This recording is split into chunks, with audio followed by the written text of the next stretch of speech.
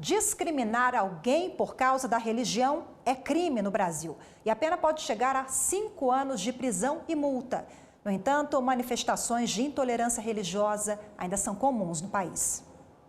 O terreiro de Candomblé ocupa uma pequena área rural de Brasília. E foi por causa da terra que o grupo de religiosos que vive no lugar foi ameaçado e ofendido. Dia 1º de maio desse ano, por volta de umas 8 e pouco, aqui em casa, na casa da minha filha Lintinalva, o povo, os sem terra, eles vieram, entraram aqui para dentro. Eles disseram que se a gente não saísse com o pé da gente, a gente sairia com o pé dos outros, que aqui era a área de reforma agrária, não a área para centro de macumba. O caso foi denunciado como intolerância religiosa, que nada mais é do que discriminar ou insultar alguém por causa da crença dela. No ano passado, o Disque 100 dos Direitos Humanos recebeu mais de 500 denúncias de intolerância religiosa, quase 30% delas contra religiões de matrizes africanas. Testemunhas de Jeová e evangélicos também aparecem na lista. A maior parte dos relatos foi no Rio Grande do Norte, no Rio de Janeiro e em São Paulo. Como jurista que eu sou, como ser humano, como cidadã, eu leio a Constituição e sei que a nossa Constituição diz o país é laico, é textual. Não é para se duvidar, não. É e tem que ser. Então, por que não aceitar todas as religiões? Eu não vejo por que uma religião é melhor do que a outra. A liberdade religiosa é considerada um direito fundamental pela Declaração Universal dos Direitos Humanos. No Brasil, ela está prevista na Constituição. E quem discrimina alguém por causa de religião comete crime. O crime em si da intolerância religiosa, quando é para uma religião de matriz africana, ele é enquadrado como crime de racismo, que se tornou um crime hediondo. Então, deve-se pontuar isso de uma maneira muito concreta. Hoje é crime.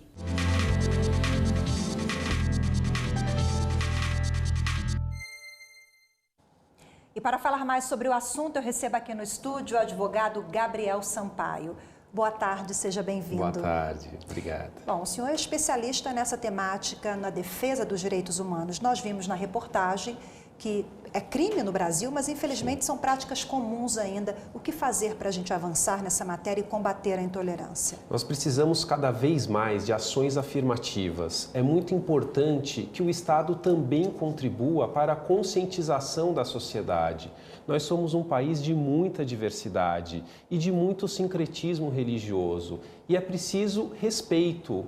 A intolerância até nos conduz a uma visão que é até desconectada com a nossa raiz histórica, né? Então, é fundamental que o Estado promova ações afirmativas ligadas às matrizes africanas. É muito importante que toda a legislação que permite um conhecimento cultural sobre a nossa formação possa ser transmitido para a sociedade. A cultura ela é um elemento de libertação contra os preconceitos e contra a intolerância. Nós vimos na reportagem que, sem dúvida, a intolerância religiosa ela é praticada em maior escala contra os adeptos das religiões de matriz africana e islamismo também, principalmente em termos mundiais. Sim. Estariam esses dois no topo ali do ranking? No topo. E no caso das matrizes africanas, nós temos uma associação com o racismo e com todo o nosso passado de racismo institucional. O próprio Supremo Tribunal Federal, quando avaliou a questão do crime de ódio, também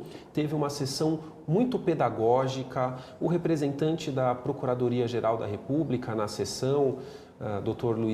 Luciano Maia, ressaltou a importância de enfrentamento dessa matéria e de reconhecer o elemento do racismo institucional, muitas vezes nesse tipo de conduta. Em termos internacionais, desde o 11 de setembro, houve uma infeliz associação de determinados atos terroristas com religiões. o que não é adequado e o que gerou um impacto internacional muito grande em relação à intolerância. Então é fundamental que cada vez mais, não só o poder público, mas todos os atores sociais possam promover cada vez mais esse estímulo ao respeito, à diversidade e evitar que essas condutas se multipliquem como tem se multiplicado atualmente. Doutor Gabriel, o senhor citou uma decisão do Supremo Tribunal Federal. Nós temos também a Declaração Universal dos Direitos Humanos, a Constituição Federal, quer dizer, leis não faltam, né, de proteção a essas pessoas que sofrem com a intolerância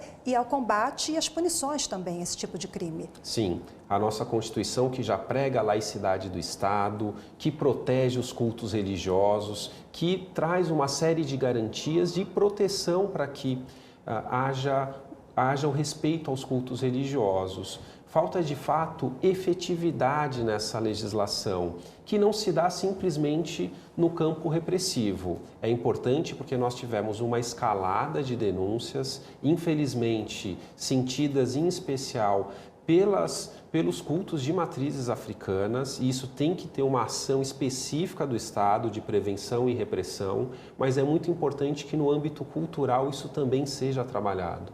No momento em que a sociedade anda se polarizando em muitos temas, a religião não pode virar foco e centro dessa polarização. É muito importante reforçarmos a diversidade, é importante termos acesso à riqueza cultural que muitas vezes esses cultos trazem muito sobre a nossa história, sobre a nossa formação enquanto seres humanos, enquanto cidadãos. Quando o senhor fala em uma mudança cultural, em educar a sociedade, o Supremo Tribunal Federal também recentemente, em um julgamento, tratou da questão do ensino religioso, mas sem entrar no mérito da questão didática, o importante seria nas escolas o incentivo ao estudo da história, da raiz disso tudo? Exato, exato. O estudo da história e até a promoção da diversidade. Talvez a questão da intolerância já carregue consigo um certo tom pejorativo, porque nós temos que lidar com a diversidade, muito mais do que o tolerar, é reconhecer o quanto